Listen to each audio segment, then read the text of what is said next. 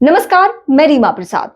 उत्तर प्रदेश में आप धर्म को और राजनीति को अलग किसी भी सूरत में कर ही नहीं सकते हैं। यही वहां की सच्चाई है और यही वजह है कि इस वक्त सत्ता और सनातन एक दूसरे के आमने सामने हैं।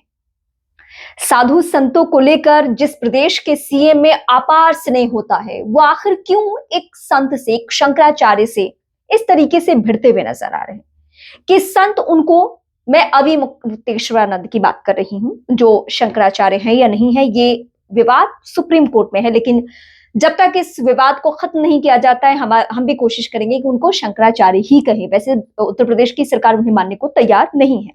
अब इसमें बीच में बता दूं कि हो क्या रहा है।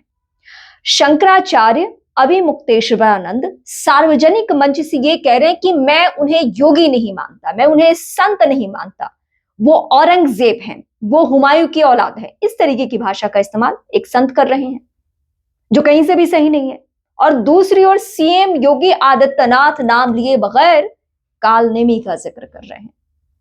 तो सवाल यह है कि इस लड़ाई का कोई अंत है भी या नहीं है। आखिर ये लड़ाई कहां तक जानी है, इस लड़ाई का क्या हश्र होना है। क्योंकि माघ मेला में जब संत समाज स्नान करने के लिए जा रहा था, उस वक्त पुलिस के साथ कुछ झड़प की नौबत आ गई। वहां पे कुछ सोशल मीडिया पे ऐसी तस्वीरें वायरल हो गई जिसमें हम सब ने देखा कि संत की शिखा पकड़ के और उनके साथ मारपीट जैसा सलूक हो रहा है, उन्हें घसीटा जा रहा है बकायदा। और वो सभी लोग सामने भी आए, उसमें 80 साल के बुजुर्ग भी थे। उन्होंने कहा कि मुझे जूतों से पीटा गया। कुछ लोगों ने कहा कि हमारी तो चुटिया पकड़ ली गई और उसके बाद हमें घसीटा गया और इस तरीके से पुलिस ने हमारे साथ सलूक किया। और इसके बाद शंकराचार्य अविमुक्तेश्वरानंद ने स्टैंड लिया, भूख हड़ताल पे चले गए, धरना करने पे बैठ गए। अब उसके बाद उन्हें नोटिस थमा दिया गया कि पहले तो आप ये बताइए कि आप शंकराचार्य हैं कैसे, आप शंकराचार्य नहीं हैं। अब ये जो टकराव है, वो टकराव और भी बढ़ती ही जा रही है। अब इस बीच में एक नई एंट्री हुई है, उससे कहानी और दिलचस्प होती जा रही है। अब नई बात यह है कि जब कालनेमी जैसी शब्दावली का इस्तेमाल कर रहे हैं उत्तर प्रदेश के सीएम योगी आदित्यनाथ, उस वक्त में उत्तर प्रदेश के डिप्टी सीएम केशव प्रसाद मौर्य ने कहा कि शंकराचार्य को मैं प्रणाम करता हूं, मैं चाहता हूं कि वो स्नान करके जाएं। अब ये समझ से परे है कि फिर ये क्या खेल चल रहा है।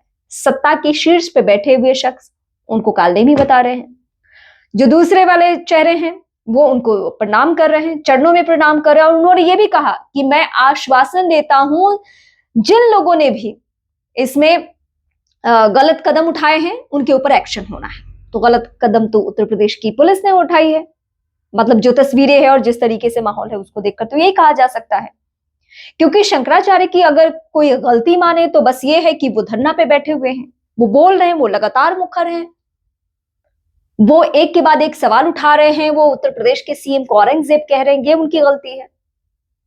हालांकि इस बीच देश के प्रधानमंत्री यानी भारत के प्रधानमंत्री की तस्वीर भी सामने आ गई है कि अगर ये शंकराचार्य नहीं है तो इनके चरणों में ये क्यों गिर रहे थे, क्यों उन्हें प्रणाम कर रहे थे। इस तरीके से बातें चल रही है। लेकिन सवाल ये है मैं कि जिस उत्तर प्रदेश में दावा ये किया जा रहा था कि हिंदुओं को एकजुट रहना है, साधु संतों को लेकर वहां पे अलग ही माहौल दिखता था, उस उत्तर प्रदेश में एक शंकराचार्य को लेकर इतना विवाद क्यों? सिर्फ इसलिए कि वो खिलाफ में है, सिर्फ इसलिए कि वो सरकार से सवाल पूछते हैं, सिर्फ इसलिए कि वो कई सारे मसलों पर बहुत अग्रेसिव हो जाते हैं। वैसे अखिलेश का दौर भी लोगों ने याद दिलाया, अखिलेश यादव का दौर याद दिलाया कि 2015 में अखिलेश यादव ने भी बुरा सलूक किया था, उनकी पुलिस ने भी यही कदम उठाए थे।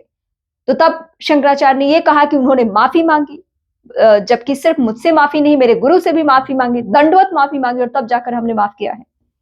कहानी बहुत दिलचस्प है उत्तर प्रदेश की। अब देखते जाइए ये लड़ाई कहां जाकर आखिर खत्म होती है, क्योंकि सीएम योगी के तेवर के बारे में आप सबको मालूम है, वो किसी के सामने झुकते नहीं है, चाहे वो संत हो या कोई और हो। क्या हश्र होने वाला है इस पूरे ही मामले का, इस पूरे घटनाक्रम का, इसके लिए हमें थोड़ा इंतजार करना होगा। लेकिन हाँ, ये सच है कि इससे मैसेज बहुत गलत जा रहा है। ये पहली दफा है कि संत वर्सेस संत की ये लड़ाई चल रही है। अगर आप इस लड़ाई को लेकर, इस जंग को लेकर कुछ कहना चाहते हैं तो बेहिचक मुझे कमेंट करके बताएं।